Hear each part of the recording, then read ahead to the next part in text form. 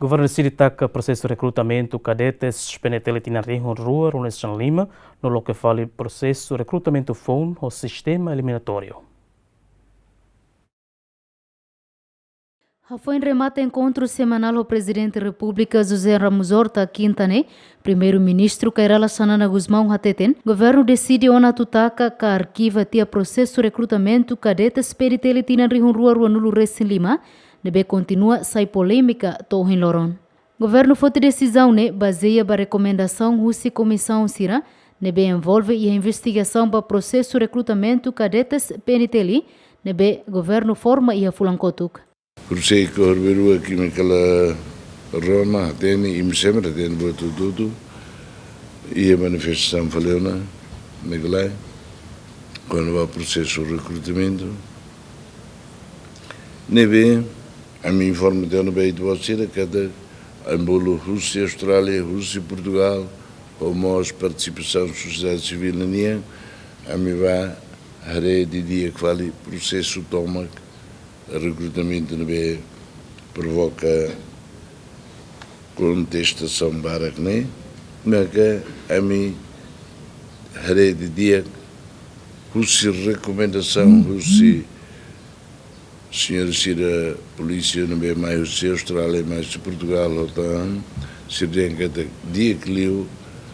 loke fali buat ide uluk nene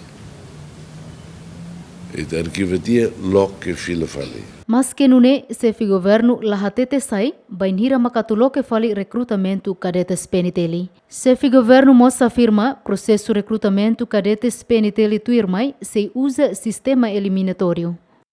Nebe loke fali maka se ia depois né ministro do interior se esclarece de Governu se ia fazer tolo primeiro o tudo tuir fazer sema clacon ia fazer primeira né nibauna lá nessa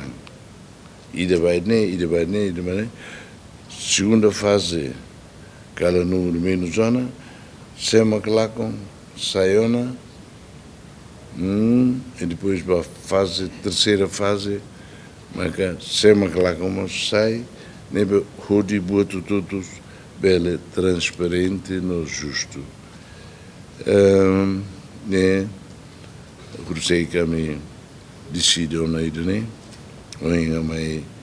informa o presidente Forra no infalicata que a fulankotuk Governu decide forma comissão ida onde integra membro entidade nacional no internacional independente sira onde halo monitorização no fiscalização ba processo recrutamento Kadetes PNTL também alegadamente moço sistema familiarismo. Comissão ne mos atu halo revisão clean ba fase hotu o processo seleção nian o objetivo atu hatene lolos irregularidade nebe moço e processo recrutamento ne. Equipa cobertura GMN.